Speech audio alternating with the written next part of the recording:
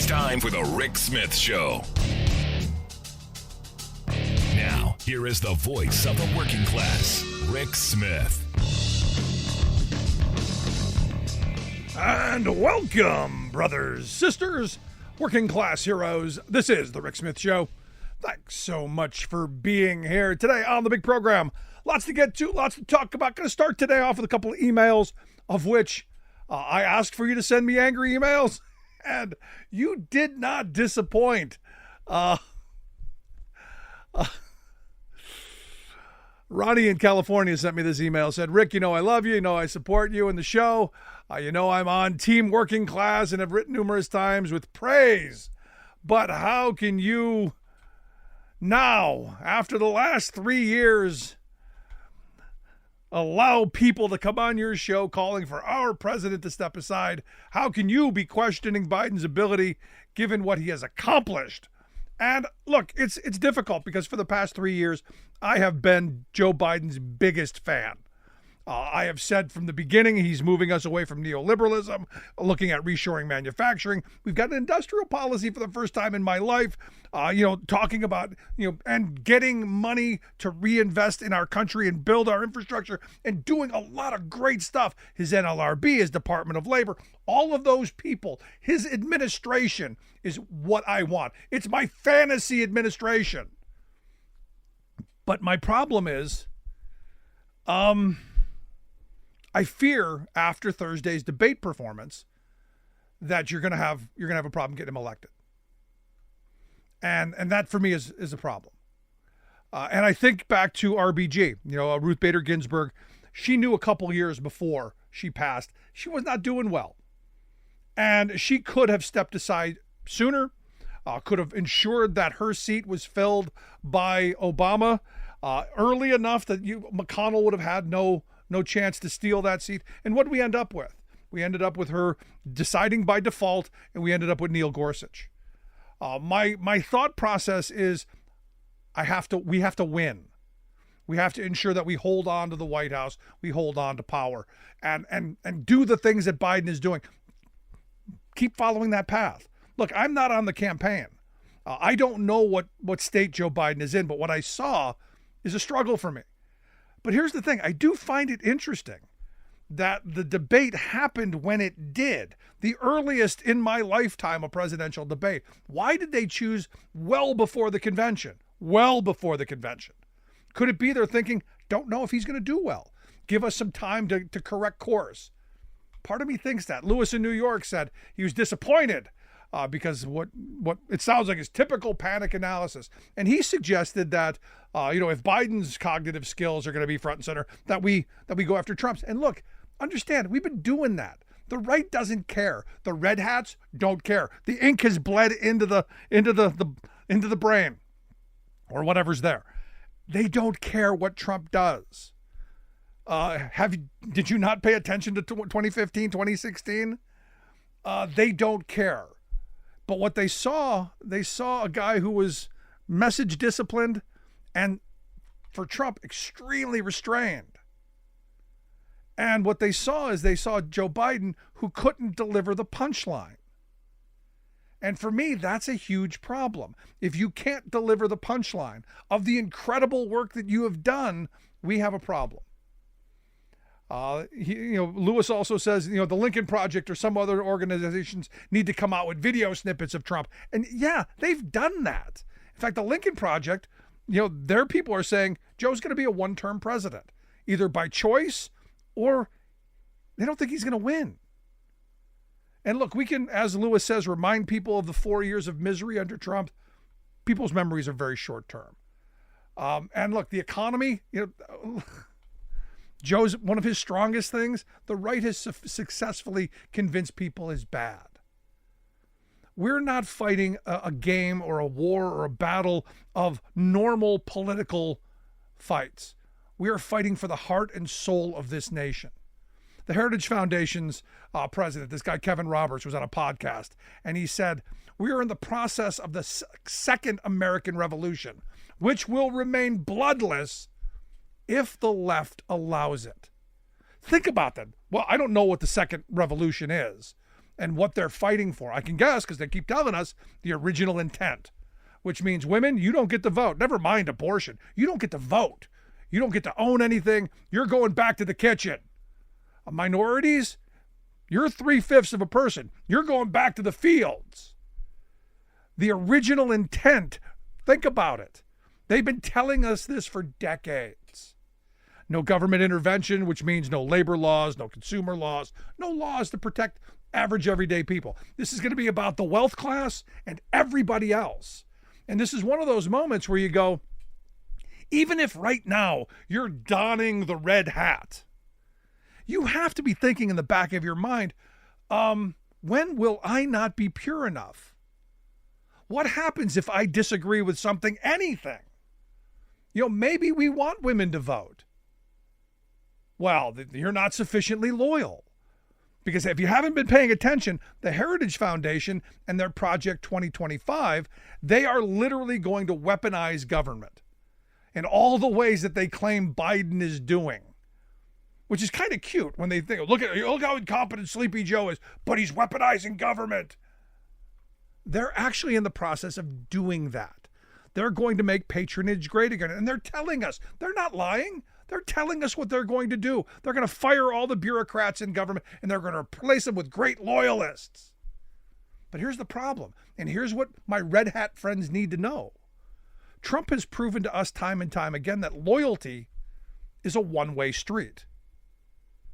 And the question you have to ask yourself is, how long before they come for you?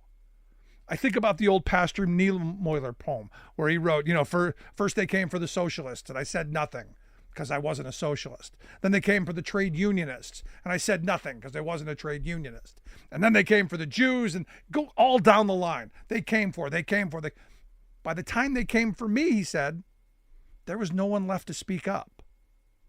Right now is the time to save the heart and soul of this country. What we're watching right before our very eyes is a Supreme Court that's repealing everything that we view as the norm. That safety and security that we as workers, consumers, citizens, that we've taken for granted for too long, they are in the process of completely undoing.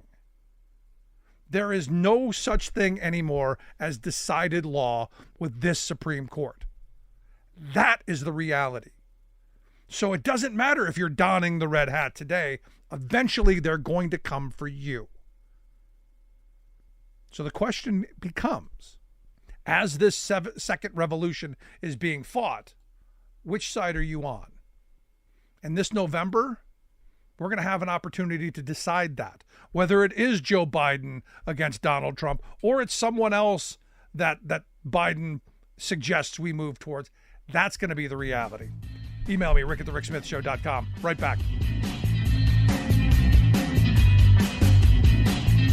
We are AFGE, the American Federation of Government Employees. We represent 700,000 federal and D.C. government workers who are the vital threads of the fabric of American life. We support our nation's military. We take care of our nation's veterans. We protect our nation's borders. We respond to our nation's crises and natural disasters. We provide services to our nation's seniors. The American Federation of Government Employees. We work for America. We are AFGE, the American Federation of Government Employees. We represent 700,000 federal and D.C. government workers who are the vital threads of the fabric of American life. We support our nation's military. We take care of our nation's veterans. We protect our nation's borders. We respond to our nation's crises and natural disasters. We provide services to our nation's seniors. The American Federation of Government Employees. We work for America.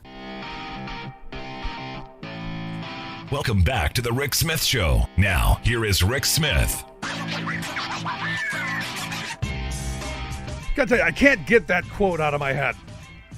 You stop and you think about what Kevin Roberts, the head of the Heritage Foundation, is saying on this podcast. We're in the process of the second American Revolution, which will remain bloodless if the left allows it to be. I mean, there is so much in that statement. First, the question is, like I said, what are we fighting for? And then, if the left allows it, it will remain bloodless. I'll tell you, we're in the fight of our life for this country. And right now, before our very eyes, you're seeing the repeal of the 20th century by our Supreme Court, and not in a good way. And that's why I've asked my good friend Eric Fink to come talk with us. Eric's an associate professor of law at Elon Law School. Eric, thanks for taking time for us. Always happy to be here, Rick. Thanks for having me. So am I being hyperbolic when I'm going, look, the Supreme Court's repealing the 20th century, this idea of a second revolution, going to take us back to the Antonin Scalia thought of the original intent of the Constitution and all that comes with that? Am I being hyperbolic when I think like this? Not one bit. They're very I'll give the right wing credit for one thing. They make no secret of this. They say it in the open, and they're very clear that they want to repeal at least the 20th century and really the second half of the 19th century, as well. They want to take us back to, 1789 or 1806 or something. Yeah. No, it's scary because, we're seeing states across the country attacking child labor laws. We're safe working conditions are under attack. And then this decision last Friday to undo Chevron. I mean, this is a game changer. This is a massive shift, especially for working people in this country. The pendulum is swinging way now to the side of corporate interest because of this one decision.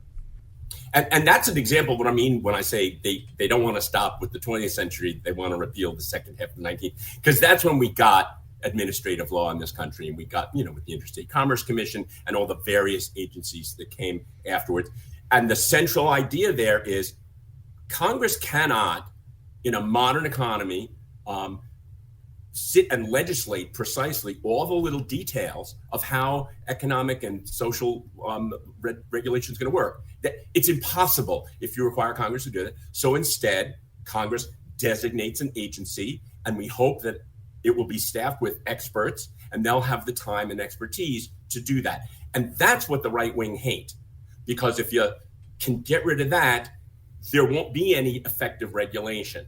And Chevron was the crowning jewel in that system in saying, we trust these agencies, we trust Congress when it gives them this authority, and we as courts should stay out of it for the most part, unless what the agency does is, clearly wrong.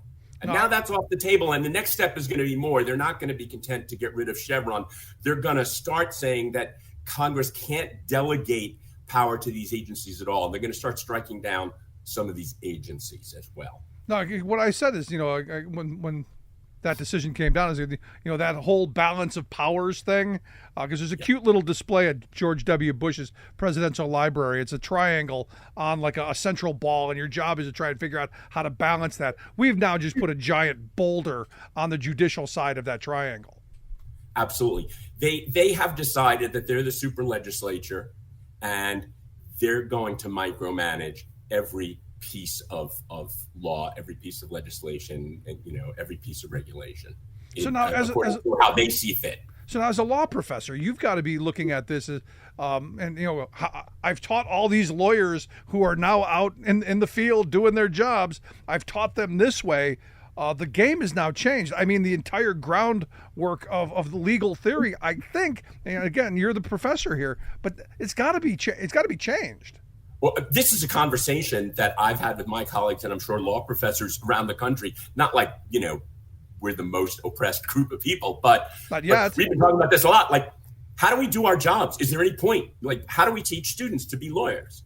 Now, there's all sorts of areas of law like car crashes and things, all sorts of stuff that isn't affected by this. But the really important kinds of law that are about, especially the role of government, civil rights and civil liberties, this is completely in limbo now. And nobody can figure out, it's not just a matter of how do we think about it as academics and write articles. We're trying to, my job is to train people to be lawyers, to represent people in court who have problems. And I'm not sure what to tell them at this point about what happens when your case gets to court. All bets are off. Because here's the thing, and I remember John Roberts, his confirmation, the whole, I'm sure you saw it as well. He believes in decided law and stare decisis. He's going to call balls and strikes and all of that. doesn't this fundamentally shift what is decided law? I mean, they overturned Janus, they overturned Roe, they've overturned Chevron. It seems like there is nothing sacred to this court. That's right. I mean, it wasn't true, of course, when John Roberts said it. He didn't. I'm going to give him the credit of that he didn't believe it, right? Because if he really believed it, he'd have to be kind of stupid too. But yeah, this court couldn't care less about stare decisis, and they are not interested in calling acted this way, right? And said, "Oh, that pitch, you're not allowed to throw a forkball, in the ninth inning. That's a new rule." People would go wild.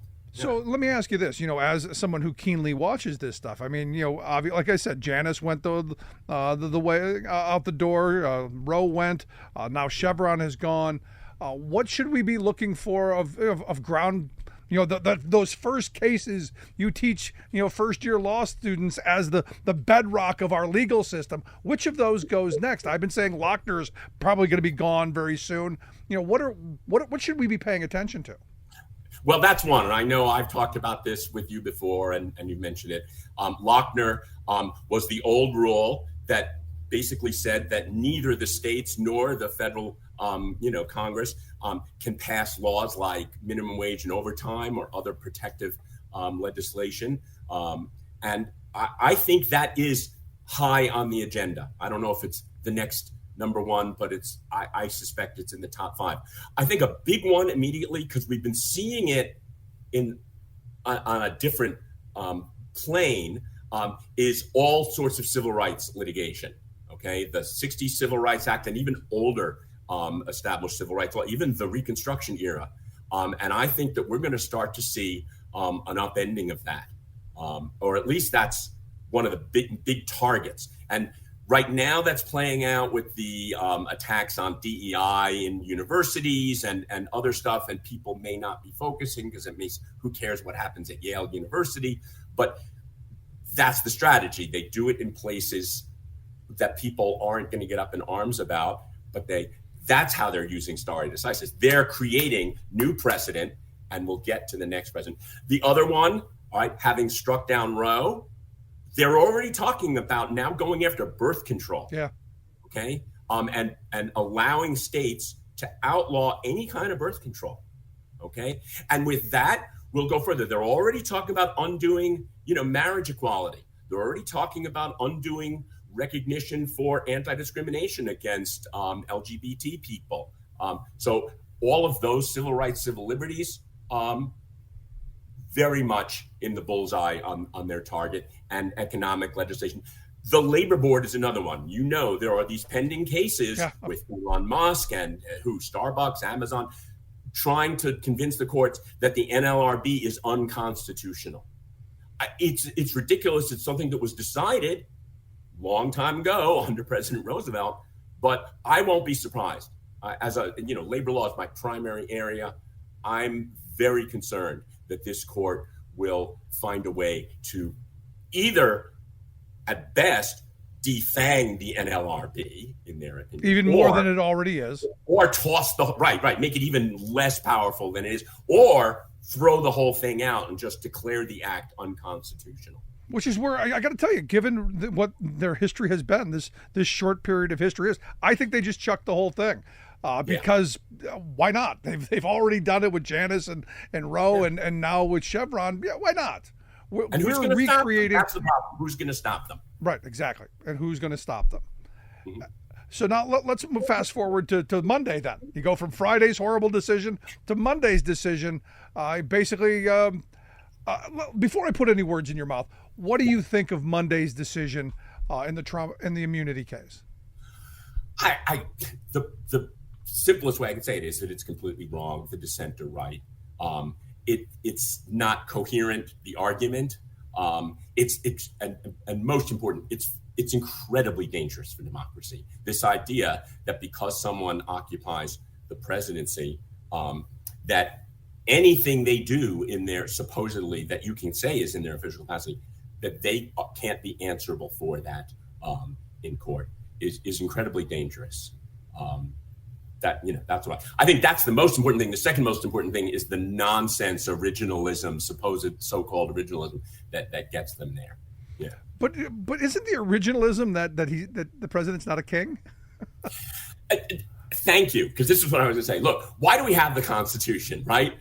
We had the Constitution in 1789 because in 1776 we had a revolution. Why do we have that? The Declaration of Independence is very clear. Most of the Declaration of Independence is this list of terrible things that the king did. He did this, he did that, he did the other. And part of that is he was a tyrant, right? This whole idea of immunity, sovereign immunity, it's the idea that the king is the delegate of the Almighty and therefore can do no wrong, okay? Now, the modern concept of immunity doesn't necessarily say that he can do no wrong, but it's this wrong. And that seems to me it is. They made a choice to have a president that's answerable and to have divided government in different branches of government. Now they've said the judicial branch, is powerless to address what the president does in his official capacity, and it's incredibly dangerous. And yeah, I don't think that I think that goes to one of the things that's wrong with originalism.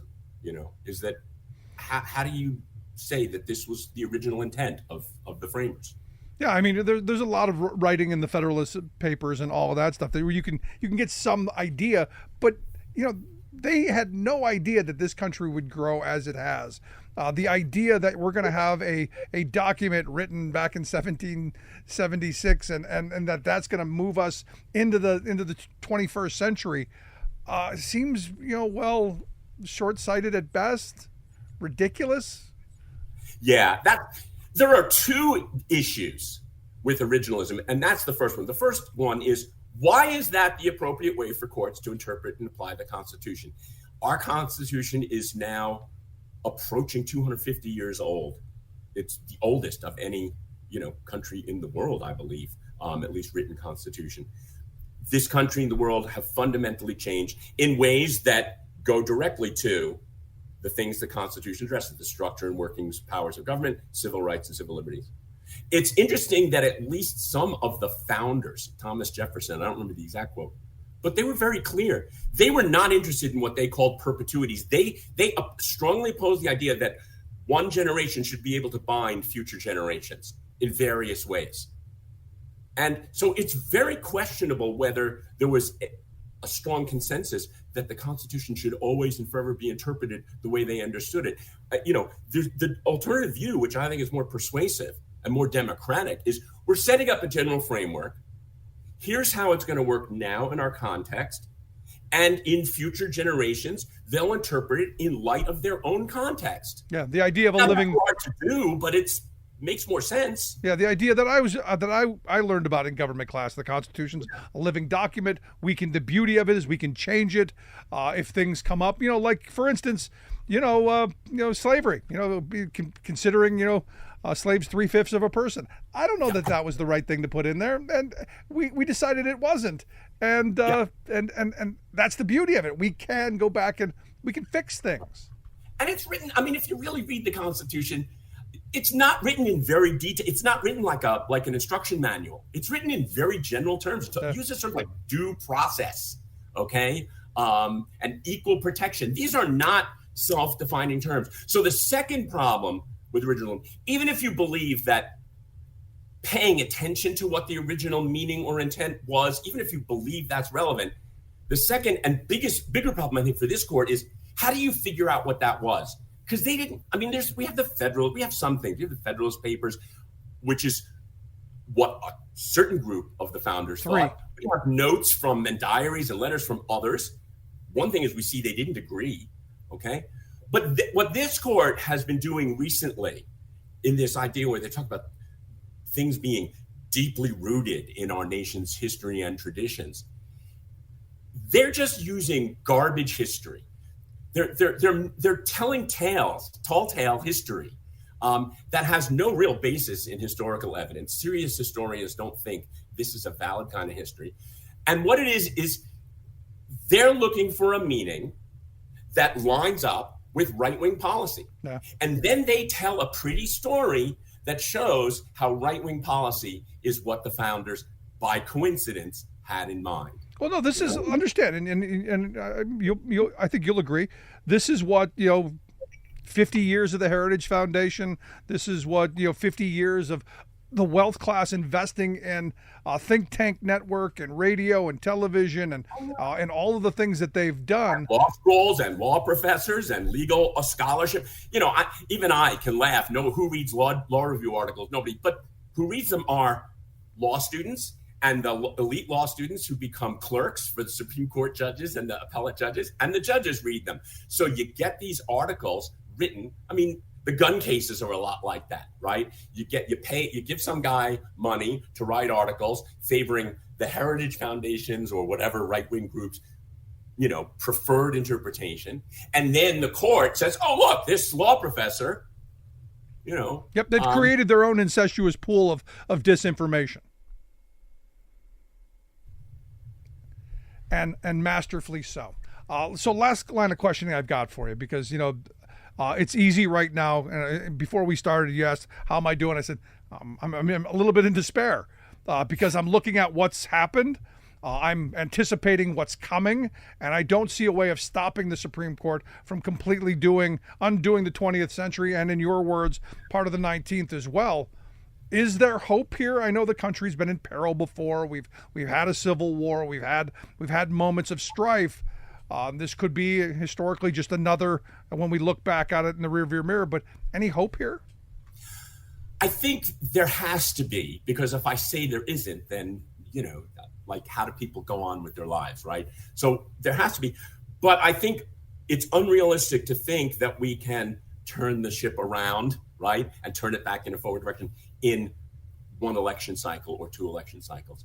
The right wing got to the point where they have the power they have because they started in the early 60s. They started in the aftermath of the Civil Rights Acts, and they started building and going through the institutions and staffing them and building up. It's a decades-long project. Yep. And the left broadly, from liberals to the Democratic Socialist left, have to really engage in this kind of coherent long-term strategy. And that's hard to do. And it's hard to be patient because we have this immediate crisis. We've got elections all the time. But if we don't do it, all we're ever going to be doing is trying to put out fires with thimblefuls of water. And that is the fear. Eric, I appreciate the thoughts, the time. As always, good stuff. Look forward to talking to you again. Thanks, Rick. Always good to see you. Eric Fink, Associate Professor of Law at Elon Law School. I want to hear your thoughts. Email me, rick@thericksmithshow.com. Quick break. Right back.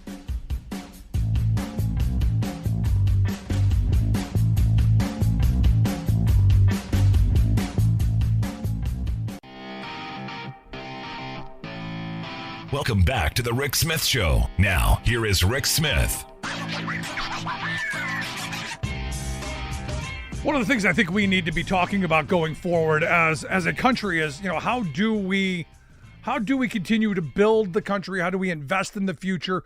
How do we take on, in this new era of the Supreme Court, ruling that evidently corporations are going to be unregulated? I mean, we're going to have a really hard time overseeing what happens.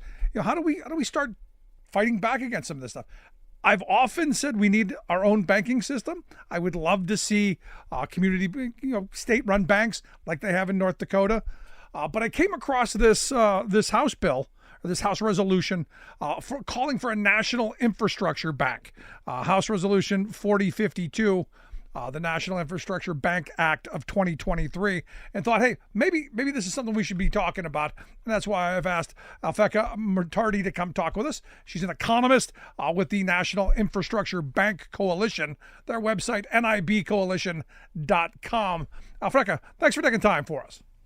Thank you very much for having me. So walk me through what this is. What is the National Infrastructure Bank? We've heard about this stuff for the last couple of years. What is it? What would it do? Okay, so we have a problem in Congress, namely that we don't have enough money in our budget. And we've tried to build infrastructure and do other things, but the budget simply is not big enough to accommodate all of this. So what the National Infrastructure Bank Act of 2023 will do, will be to create a public bank that can lend for infrastructure projects all across the country. Again, why do we need one of those? Because we cannot adequately finance our infrastructure, either through the federal budget, state and local budgets, private capital money doesn't want to invest here. So the idea is this bank will top up all the spending we need, cover everything, and while it's rebuilding infrastructure, it'll reboot the American economy and dramatically improve the conditions for the American worker. I got to tell you, I look at this and I ask myself, why don't we already have something like this? Because look, infrastructure is something that we need in this country. Businesses need it. Citizens need it. Workers, consumers need this stuff. We need roads to get to work. Companies need roads to get products to market. We need this kind of stuff. And it's odd to me that we do it in such a weird hodgepodge kind of way. This seems to me, as I understand it, maybe having something of a concerted effort to ensure that we do it maybe a better way.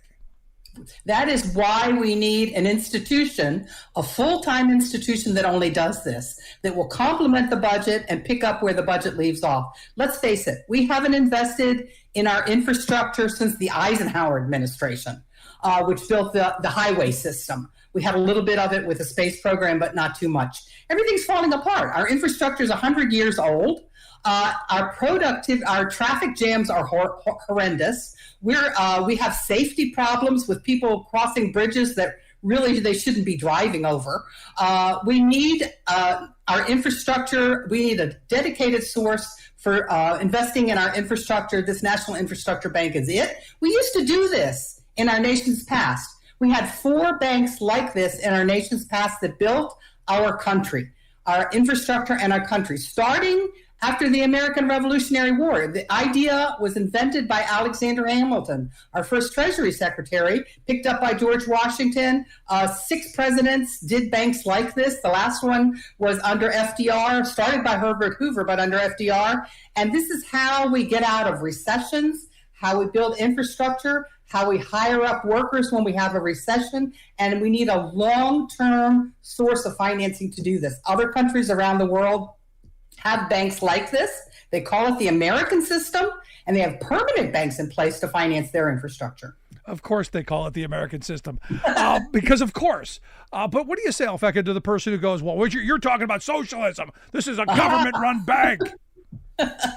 Well, let that person say, do they want nobody regulating their meat when they go into the meat market and buy market and it's not safe meat? Do they want somebody watching to make sure that they're not spilling bad things in their neighborhood and destroying their water supplies? How much, what is a reasonable input from the public, from public goods that we actually need? And we actually need these things. Everybody rides on the roads, and nobody says socialism, roads are socialism. No, they don't say that, because we need these public infrastructure projects to support our economy and support our workers and to make our quality of life better. So explain to me, how do we do it now? I mean, the Biden administration, to their credit, got through $1.2 trillion in infrastructure improvements. Probably the first time in my lifetime we've seen this kind of investment, as you've pointed out. And I said at the time, nowhere near chunky enough, nowhere near big enough. The American Society of Civil Engineers said at the time we needed about $4.8 trillion. So we got about a quarter of it. But right. How did we patch our system? How did we fund things? How do communities get bridges and do this? How was it done before that? Yeah, we built a lot of our infrastructure with a bank like this. For example, the previous bank, the Reconstruction Finance Corporation, electrified all of rural America. 80% of rural America did not have electricity. They built dams like the Tennessee Valley Authority and the Colorado River system that not only delivered electricity, but delivered water to dry states. I mean, California would not have been a state without the contributions from banks like this. We know how to do this. It's absolutely important that we, build this kind of infrastructure. It's a proven model, and we can do it today. The problem is you cannot do it through the budget alone. Okay. I mean, the bipartisan infrastructure law started out at $3.5 trillion under the Build Back Better. They couldn't figure out how to pay for it. They said, oh, no, we'll have to raise taxes. Oh, that won't do. We'll have to, deficit finance. That won't do either. So it got smaller and smaller and smaller. And that's been the picture of trying to finance infrastructure through budgets. They just squeeze out the infrastructure in favor of paying for other things. So then how's this different then? I mean, because you've got to have at least some seed money to start this bank, right? Actually, that is another beauty of Alexander Hamilton. He discovered a way to use existing debt and repurpose it to capitalize a bank. This is the way it works. In the Revolutionary War, the states acquired a lot of debt to fight the war against the British. Hamilton came along and said, I will take all that debt up into the federal level, create the essence of the first treasury bonds. I will use part of it to capitalize a first bank of the United States. And then I'll use that capital to leverage and extend credit to build manufacturing capabilities in the United States. He built the first manufacturing centers in Paterson, New Jersey, and that started our industrial revolution. So it just shows you that you can repurpose something. The National Infrastructure Bank makes no calls on the federal budget. It doesn't raise spending. It doesn't raise the debt, but it repurposes old existing debt to capitalize the bank, extend credit, and provide financing for infrastructure projects, directs it towards infrastructure projects. And it also sounds to me, I think back to, during the war, people buying war bonds, but we've done this kind of stuff in the past. You could almost make infrastructure, tie it to national security, and we're rebuilding for the future of security for our children. You could make this a patriotic thing. Can you imagine what would happen if our electric grid went down? Right now, I live in Northern Virginia. Right now, they're trucking in electricity from West Virginia over new transmission lines that are coal powered, and they're using them to feed these new data centers. There's 300 new data centers in Northern Virginia, all working on artificial intelligence and things like that. They're just gobbling up electricity, and we might not have enough to turn on our light switches unless we do something really dramatic. Same thing happened in Texas when their grid went down. This summer's going to be the hottest one ever. We don't have enough grid capacity. We're really teetering on an electric failure that needs immediate attention. And there's no budget in any plan right now to work on our electric grid. No, and it's an excellent point you make, because look, as we're moving towards electric vehicles and electrifying virtually everything, we don't have the capacity at this moment. We've got aging infrastructure that's already failing. Imagine adding, what is to come. And sadly, I don't think we're really capable as a political system right now of being proactive. We need a central place to better plan our electricity. I mean, there's nothing socialistic about good planning. Everybody does good planning. Every company does good planning. We need to do better planning on our water supplies, on our city, urban transportation systems, on our electric grid. All of these things need good planning. If we do that, we can really improve not only the productivity of our economy, that is, trucks will move faster, it'll cost you less to turn on your light switch because it'll be much more efficiently delivered, but we can really, really help the American worker and boost up the technologies which are sadly falling behind. We're falling behind technologically on our competitors around the world. No, I mean, Thomas Friedman, the New York Times columnist, who I'm not a huge fan of, but he had an incredible line. He said, look, he went from Beijing to LAX, and it was like going from the Jetsons to the Flintstones. We have become the Flintstones in this because we don't have a centralized plan. One of the things I've given the Biden administration credit for is, we're starting to think about having an industrial policy. We're doing something on building infrastructure, not near enough on either front, but we're moving in that direction. So it seems to me that there should and could be an opportunity and an appetite to do this. And look, I think what you're saying is great. What's the downside then? Because it all sounds like upside, but somebody ultimately has to pay for this stuff. Well, but the trick is this: the secret sauce in a national infrastructure bank like this one is it is big enough to move the needle on the economy. For example, suppose you create all banks create money when they give out loans. Suppose this bank creates $1 in a new loan to loan for an infrastructure project that winds up creating through cascade effects through the economy, $3 new of GDP, $3 new of product coming out. So then what you're having is much more growth coming out than the original loan created. So you have much more capacity to repay back the loans. That's what happened when FDR electrified rural America. Everybody told him, don't lend to those people because they can't pay back the loans. They're just poor dirt farmers. What happened? Their farms improved in productivity. They bought milking machines, pumps, all these kinds of things. The farmers themselves went to work installing new electrical systems in their own houses and in regional areas. Their income went up. The whole thing boomed, and many of the co-ops are still in existence today that were created this way. It shows you that it really has a multiplier effect in the economy, and who benefits are small businesses and workers who get better paid jobs and lasting family-sustaining wage-paid jobs as well. And this is, for me, infrastructure is one of those things. It's like transit.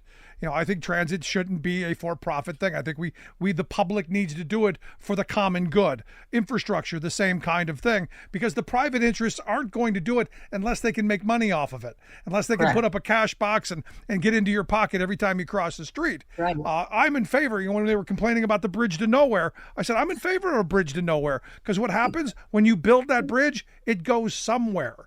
And now you've got an opportunity to build and, like you said, grow and as George Bush said, make the pie higher. Right. Exactly. So it seems to me that this is sane and rational, and the profits that would come back, correct me if I'm wrong, would then be re-injected into this bank, not into the pockets of investors. Correct.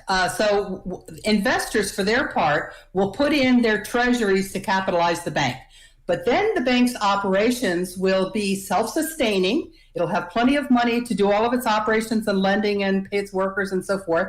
It will have a whole fleet of engineers to help local municipalities that might not have the technical expertise to hire an engineer to build out a road or plan or do whatever.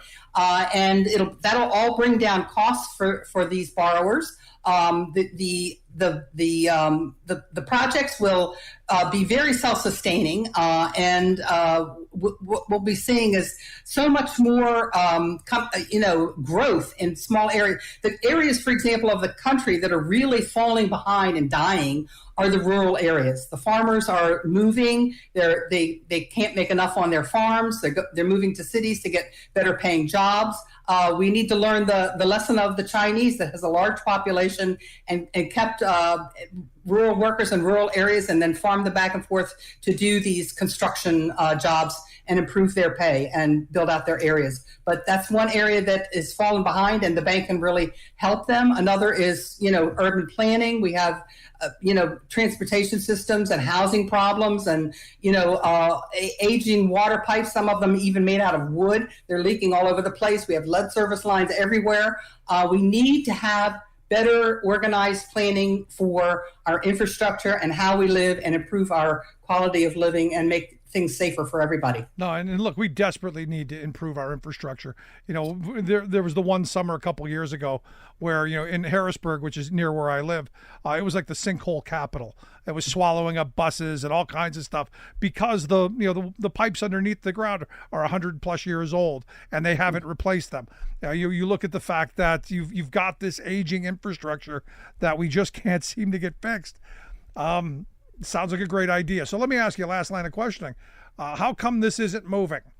This sounds like a great idea. It addresses a problem. I think universally, red hat, blue hat, hard hat, everybody in between agrees we need to do something about. Why can't we get something like this done? So this is really a grassroots effort. Our coalition has a grassroots campaign all across the country, and anybody, including your readers, can join this. They can go on to nibcoalition.com, sign up on the homepage for receiving updates so that we'll let them know about our events. They can join our network. They can call their members of Congress. They can show up at their state legislator offices and pester them to do resolutions which will improve their local infrastructure. We are really making progress on this bill. We're now up to 37 co-sponsors among members of Congress. We're soon to introduce a Senate version of the bill. And a lot of folks in Congress recognize that the bipartisan infrastructure law was a great start, but it's just too small. Sure. And it's not having an impact. It's not being felt. And in particular, the areas where voters are really concerned is on housing prices. Rents are up 50 to 90%, depending on what city you're living in. Inflation is up. We haven't even seen the effect of what's going to happen in drought areas if we run out of food, if we don't produce food anymore because we don't have water for the food. So the worst might not even be here yet, but all of the voters are concerned about economic issues, and we just need to finally make a convincing argument to both the Democrats and the Republicans that we need a new policy, which is a little bit outside the box, although it's successful, been done before, works very well, to solve our infrastructure problems, and that will really reboost our American economy and move us forward. Otherwise, what is the alternative? We're going to go backwards. If you think it's Flintstones, it's going to be, pre-Flintstones. So we really need it's this or nothing. The federal budget is in a huge deficit right now. We've got $35 trillion in debt. This year alone, the deficit is going to be $2 trillion. What does that mean? No more money for infrastructure for the foreseeable future. Yeah. It's this or nothing. I'm with you. And look, at the end of the day, we all agree, red hat, blue hat, that we need to build our infrastructure. As I've been saying, it's time to take those red hats and blue hats off, get the hard hat on, and rebuild this country. Alphecca Muttardy, I appreciate you taking time for us. As this continues, I hope you'll come back and share more as you build the number of sponsors and push this towards the finish line. Thank you for having me. Appreciate the time. Make sure you check out their website, nibcoalition.com. We'll get links out on social media. You can take a look at that. Want to hear your thoughts? Email me, rick@thericksmithshow.com. Sound like a good idea? Because we need it. We need massive investments. Back after this.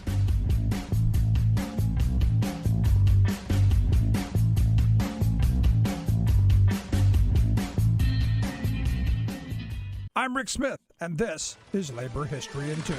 On this day in labor history, the year was 1966. That was the day that the Freedom of Information Act was signed by President Lyndon B. Johnson. The act required government agencies to respond to citizen requests for information. John Moss, a Democratic congressman from California, fought for the passage of the act for more than a decade. When the act finally got through Congress, the president issued the following statement explaining the significance, saying, "This legislation springs from one of our most essential principles. A democracy works best when the people have all the information that the security of the nation permits. No one should be able to pull the curtains of secrecy around decisions which can be revealed without injury to the public interest." Since the passage of the act, the process of requesting records has come to be known by the acronym FOIA. FOIA can be a powerful tool in the hands of working people. For example, consumer advocacy groups can submit a FOIA request for information about a product safety record, or citizens can submit a FOIA request to learn about the employment practices of companies with government contracts. Unfortunately, some FOIA requests get bogged down in red tape. In some cases, battles over the requests have gone all the way to the U.S. Supreme Court. Over the past 5 decades, there have been several amendments. Some have reduced access to federal documents, while others have made information more accessible. There are ongoing tensions between keeping state secrets and having a tool for transparency and accountability for government. States have their own Freedom of Information laws. Despite the red tape, the Freedom of Information Act was an important step forward for U.S. citizens to be informed citizens. Labor History in 2 brought to you by the Illinois Labor History Society and The Rick Smith Show.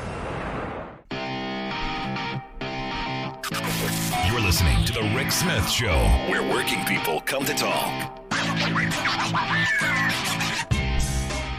So I want to finish off today with with a story that my friend Eric Loomis, labor historian, did an extensive Twitter thread on.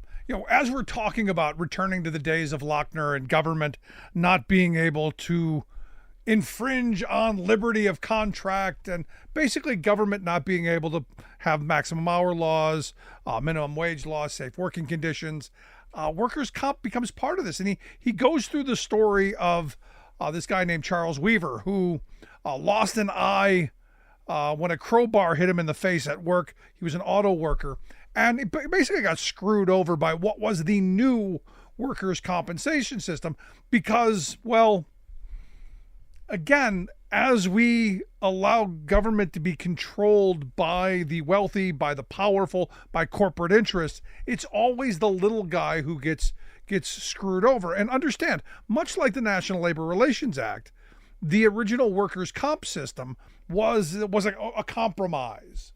And that compromise meant working people were going to get screwed. It was kind of a peace treaty, if you will.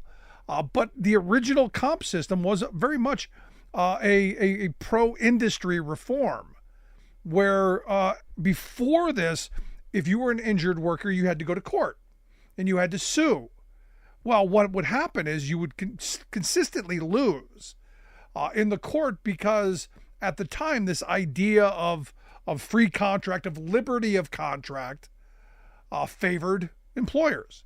The judges would claim, back to the 1830s, that individuals, that workers and employers, they entered into an equal contract, that they were on equal planes. Never mind poverty, never mind the need of workers to be able to, put a roof over their head, food on the table, take care of their kids. Never mind those things, but they were equal. You have the right to not take the job. And in a work environment where all the jobs were crummy, where they were all dangerous, where things were bad, workers didn't have the kind of power that we kind of assume, that we take for granted today. And it's because we've been able to pass laws that says, no, we're not going to allow you to, to work people, 24 hours a day. No, we're not going to, without paying them a reasonable wage. No, we're not going to let you hire people for $1 an hour. And I fear we're heading back to the days where this kind of stuff would happen. So he tells this story of Charles Weaver, who not only lost that eye, this is the eye that he lost the suit over. He lost both his eyes because, he lost the first one in another job setting, but had to go back to work somewhere because there was no social safety net. There was nothing for him, so he had to go back to work. And they made, the comp system, so, well, cheap that employers were okay with it, because they knew they weren't going to have to pay legal fees. They knew they weren't going to have to risk losing, because there was a point where juries were starting to go, wait a second, I now know people who have gotten injured. Maybe we start letting them win occasionally. So the pendulum was swinging back towards the sides of workers, and well, no. And we're in a moment, to highlight Kevin Roberts' statement. This is the second American Revolution. That second American Revolution is about undoing the 20th century and returning us to the desperation of the Charles Weavers, returning us to an era where working people didn't have the power that we now take for granted. And this is the part that I think is incredibly important. We have no idea what it is going to look like when conservatives get what they want. I've been saying for years, they're telling us what they want. They want a society free of any social safety net, free of any regulation, where the rich, the powerful, the corporate interests have all the power, and you, me, and everyone else who desperate enough, hungry enough to work for poverty wages in deplorable conditions. It's our freedom. It's our right. And that shall be the natural order. Laissez-faire capitalism, uninfringed, is what they want for us. And the weird thing is they've done such a great job of constantly hammering that. I have working people who tell me that's what they want. And it's always interesting to me that, I think back to when I was doing union organizing, and there was a guy who was dead set against the union, worked for this machine company for, like 20 years. And he got injured. A piece of metal, he was working on, he ended up, I forget how he first got injured. But he came back to work after some time. Then he got injured again. A piece of metal flew off a lathe that he wasn't even working on, cut his arm, and they fired him. And he was, but I've been a loyal employee. It was only then that he realized the power of a union that would have fought for him. The power of some regulation to ensure that he has some rights. It was only then when it affected him did he then go, maybe it's a bad idea to give the employers all the rights. We're in for an interesting ride these next couple of decades.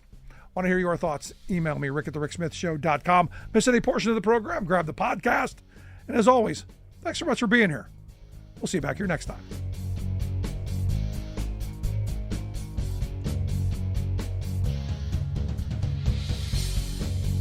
You've been listening to The Rick Smith Show. Email Rick at rick@thericksmithshow.com. Until next time, this has been The Rick Smith Show, where working people come to talk.